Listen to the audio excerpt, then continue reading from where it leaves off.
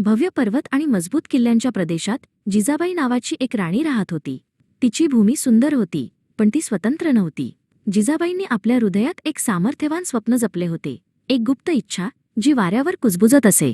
त्यांनी स्वराज्याचे स्वप्न पाहिले होते, एक असे राज्य जिथे त्यांचे लोक सन्मानाने जगू शकतील आणि स्वतःचे राज्य करू शकतील. शिवनेरीच्या उंच डोंगरी किल्ल्यावर त्यांच्या स्वप्नाला एक नाव मिळाले, शिवाजी.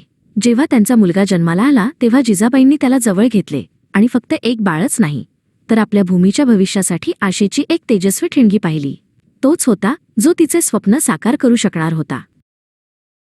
शिवाजी जसजसे मोठे होत गेले तसतसे जिजाबाई त्यांच्या पहिल्या आणि सर्वात महत्त्वाच्या गुरु बनल्या.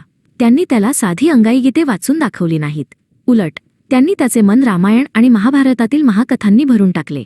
अशा वीरांच्या कथा ज्यांनी न्याय, सत्य आणि आपल्या लोकांसाठी लढा दिला. त्यांचे धडे केवळ कथांपुरते मर्यादित नव्हते. खरा राजा बलवान असला पाहिजे असे म्हणत त्याला प्रशिक्षण मैदानावर घेऊन जात.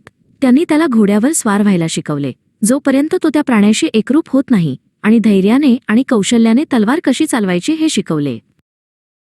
एके दिवशी त्यांनी दरबारात एक मोठा अन्याय पाहिला.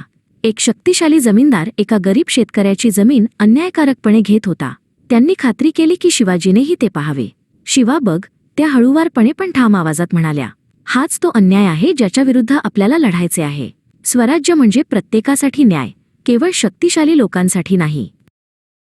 त्याच्या आईने त्याच्यात पेटवलेली आग आता तेजस्वीपणे जळत होती. जेव्हा तो फक्त 16 वर्षांचा होता तेव्हा शिवाजीने आपल्या सर्वात विश्वासू मित्रांना एकत्र केले.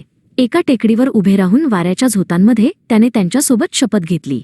त्याने आपल्या आईचे स्वराज्याचे स्वप्न त्यांच्यासोबत वाटून घेतले आणि त्या सर्वांनी त्यासाठी आपले जीवन समर्पित करण्याची प्रतिज्ञा केली. शब्द पुरेसे नव्हते. शिवाजी आणि त्याच्या मित्रांनी आपला पहिला किल्ला तोरणा जिंकण्याची एक धाडसी योजना आखली. तो एक अभेद्य किल्ला होता जो सत्ताधारी शक्तीचे प्रतीक होता.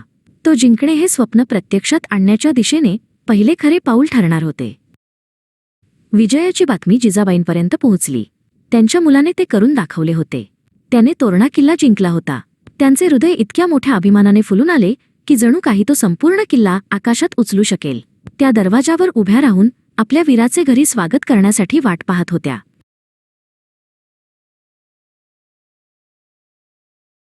जेव्हा शिवाजी आले तेव्हा ते एका विजेत्यासारखे तोऱ्यात चालले नाहीत. ते थेट आपल्या आईकडे गेले, गुडघे टेकले आणि तोरणा किल्ल्याची मोठी लोखंडी किल्ली त्यांच्या पायाशी ठेवली. आईसाहेब, तो भावनांनी दाटलेल्या आवाजात म्हणाला, तुमच्या स्वराज्याच्या पायाभरणीचा हा पहिला दगड.